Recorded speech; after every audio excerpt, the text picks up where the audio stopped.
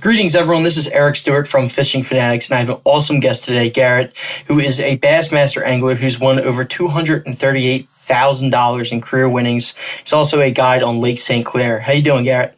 I'm doing good, man. I appreciate you having me on. Absolutely. Love to have you here. Love to have those northern guys that like fishing smallmouth, too, on this podcast. It's one of those things that I personally love doing up in Lake Oneida and different spots like that. One of my favorite question to ask right in the beginning for guys that do bass tournaments and different stuff like this is, how'd you get to where you are today? And are there any mentors in the game right now that really helped you out get to that spot? Yeah, so I was, where I live, I grew up in Metro Detroit, still live there today. So not a real big fishing community like you have down south, right? Like I didn't have a bunch of buddies that wanted to bass fish. I mean, it was all about sports. But my dad was pretty serious into fishing, and not bass fishing, but salmon and lake trout trolling up on the Great Lakes, up on Lake Huron specifically. So I was just kind of around fishing at a young age. And quite honestly, salmon fishing bored me so much for trolling for him that I was like, when I get back to the boat harbor, I need to get a rod out and cast and try to catch some fish. So as a little kid, the minute the boat would hit the dock, I'd jump out there, I'd grab my rod, I'd start casting around, I'd catch like bluegill and rock bass and crappie and stuff like that. And then once I caught my first largemouth and it was jumping and I saw it, I was actually fishing with live bait and I saw it bite my shiner. Once that happened for the first time, I was hooked. I was like, that was an amazing strike. Like the flight, everything was just awesome. And I was like, I want to do whatever I can to recreate that. Right. So I turned all my focus onto not just catching whatever, but for targeting bass. And as a little kid, I was just obsessed. I mean, I'd read any book I can. Like back then the internet wasn't big, but I'd go and grab books, I'd try all new lures and it just kind of progressed. Like, this was this would have been like right around 2008. So like the economy kind of crashed where my dad actually sold his boat just to, be financially smart. And he actually got like a smaller bass boat at the time. So we went from salmon fishing to where he kind of catered towards me and we started bass fishing. So then I was able to learn more, see new lakes, stuff like that. And once I turned 16, took that boat and ran off into as many local tournaments as I can. And once I started being comfortable in the lakes around my area, I branched out to more lakes around the state and kept competing. And once I felt like I had a pretty good grip on it, I started traveling to other states, Ohio, Indiana, stuff like that. And then when I turned 20, made a decision to jump into, at the time it was, the Rayovac or the Toyota Series now. I did that for a year with the intention of fishing the elites. I actually didn't get in the opens that year, but then the next year I went to the opens. Fished those for 3 years, qualified for the Elite Series, did that for a couple years. And that's how it started. So I almost treated it like a video game, right? I kind of like leveled up I get asked that question a lot by especially a lot of the younger kids that are new into fishing and want to do the same thing. And, you kind of got to treat it like a video game. Like I see a lot of guys that want to jump into tournament fishing at the highest level and they jump up too high, right? Where they kind of get their confidence crushed and, because it's just there's so much to learn, but you really should just try to fish as much as you can with as many people as you can locally. And just kind of, once you feel comfortable, keep slowly, moving up, looking at different areas, different regions of the country until you're ready to travel nationally. That's my story. Gotcha, man. And so it sounds like you really got that love for smallmouth bass fishing. It's even if it's in a little creek by me or whether it's one of these big lakes that hold some monster smallmouth bass, it's always been one of those fish that they fight like no others. Like they jump out of the water and they're going to put your line to the test for sure. What's like some of the craziest like smallmouth bass you've caught around you, whether it be like in like a little local river or like the biggest lake? So I fish a lot of Lake St. Clair. Like you said, I'm a guide. And Lake St. Clair is just like, it's like, it almost numbs you to the point where you just like have so many days that are just unbelievable that you almost don't even think about them. Like I'm talking about in the springtime, like in March and April, it is common. And I'm talking like, 70, 80% of the days to go out there and catch 70 to 100 fish, with half of those being 3 to 5 pounds, possibly 6 pounds. So not that I have a crazy story, but the fishing is just so amazing that like you're literally numb to just catching, numerous big smallmouth all day long. Like where it's just like, there's another one, you kind of reel it in and do it again and do it again. So it's pretty cool. But yeah, I caught my biggest smallmouth. I've never caught any real true giants. I did catch my personal best in October last year, which was almost 7. It was like 6 3/4 pounds. So that was pretty cool. That's probably the most memorable one, but we've certainly caught a lot of 4 to 6 pounds, to say the least. Definitely, man. And fishing up in Lake St. Clair and another little spot that I'm going to get a little bit later on this podcast. You ever run into any muskies up there? I have, yeah. I haven't caught a ton, but you catch your fair share, especially if you're going to go out there and throw a crankbait or a swim bait, something moving. You will catch muskie. Guys catch them real big, like 50 plus inches. I haven't caught anything like that, but I have seen some of those real big ones chasing my bass while reeling them in, which is pretty crazy. It looks like a shark down there trying to bite him. And, I've never had one bite, but I know guys that have certainly lost bass to big muskie on Lake St. Clair. Oh my God, that'd be insane. You just see a big shadow underneath your smallmouth that you're bringing up. And you're like, oh man. That's insane. So when I was doing some research on you too and just looking it up, one spot that's your favorite lake, says on the internet, is the St. Lawrence River. It's been one of the spots I was thinking about doing a little family trip up there this year, Thousand Islands in specific. But what can you tell me about that body of water? Why is that like your favorite spot to fish? Yeah, it's for one, it's just super diverse. And what I mean by that, if you want to go catch them in 3 foot of water on a little hair jig or a spy bait, you can do it and watch them bite. Or if you want to go out there in 40 to 50 to 60 foot and drag deep, you can do it. And it's just, when you go to a lot of lakes, there's like an area lake, right? Like it's like, okay, you got to kind of be in this bay or this creek is good. And then there's like 50% or even more than that, I'd say like 90% of the lake is usually dead water. The St. Lawrence River is just chock full. I mean, from Messina out into Ontario, there is not a 5-mile stretch that doesn't have a 25-pound bag. So that's really cool. You're not like limited to like, I got to fish here or, I got to make this long run. You can literally just throw a dart on that map on that river and spend your day in it fishing and you will find a school of bass. I mean, it's just incredible. And then on top of that, the scenery up there is just gorgeous with all the big rocks and the cool castles and the clean water. And, it's a pretty laid back area as far as like traffic goes. Everyone's pretty cool. So it's just like, it's like hard. I fished a lot of tournaments up there. It's like hard to get into the tournament mindset a lot of times because it literally feels like you're on vacation. Like it's just so enjoyable. Like it's hard to like kind of turn that gear and get intense. So it's a great one. If you have the chance to go, you should go. Definitely. Sorry, I'm getting over a cold. You're good.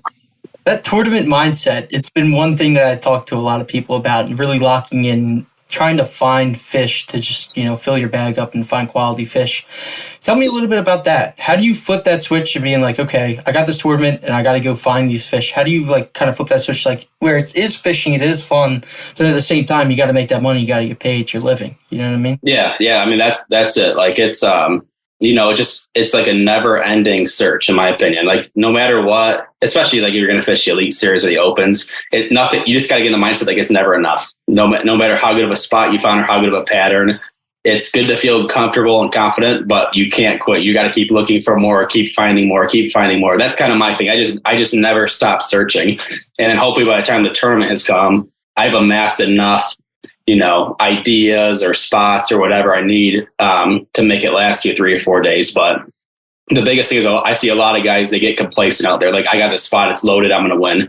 And it just very rarely works like that. It might work for a day or a couple of days, but it's very rare that something like that holds up. So you just got to kind of get in there that you're going to just keep looking and keep searching and keep gaining ideas, keep trying new things. A lot of the most productive practice time is when you're doing the wrong thing or you're not finding fish because you're still, learning, you're eliminating, you're learning what the fish don't want to live in. So, just using all that time wisely is the biggest difference, compared to fun fishing. Because if you find a spot in fun fishing, you're going to sit there and, wear them out or, maybe play around with a ton of different baits and all this to get really dialed in. In tournaments, it's just more about find more, learn more, keep going. I think that's kind of the switch you got to have.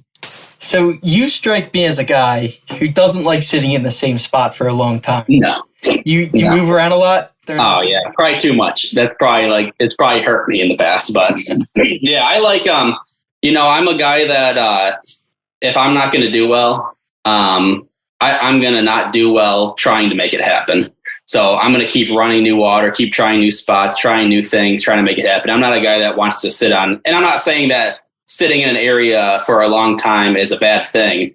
Because there's a lot of great guys. Like you think of a guy like Greg Hackney, if you watch him fish, he'll fish like 10 docks in a day, I swear, and crush everybody, right? But I'm on the opposite end. I'd rather keep going, keep moving, to try to make it happen. That's kind of like my personality. I'm a real go. And, there's days, of course, where you look back and you're like, I should have stayed there. The fish had bit in the afternoon or whatever. But more times than not in bass fishing, there's a bite to be had. Like usually it's not hard when you find it. So if things seem to be really tough on you, it's probably not, it's usually not you. It's usually the spot the fish have turned off or whatever. So there's always something better, it seems like.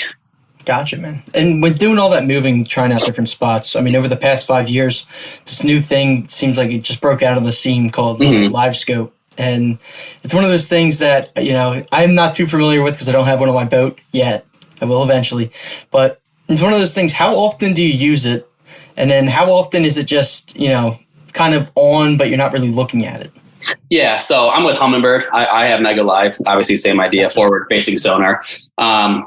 Man, you got to use it a ton nowadays. It's just so it's so valuable for learning about your areas. It's not always, and a lot of people think that you're catching every fish you see on it. And like, don't get me wrong, there are a lot of tournaments, or there are tournaments where that does happen, especially in the fall. It seems like, because in the fall the fish don't relate to structure, and in those times you just kind of get around and look for the fish and start making casts at them.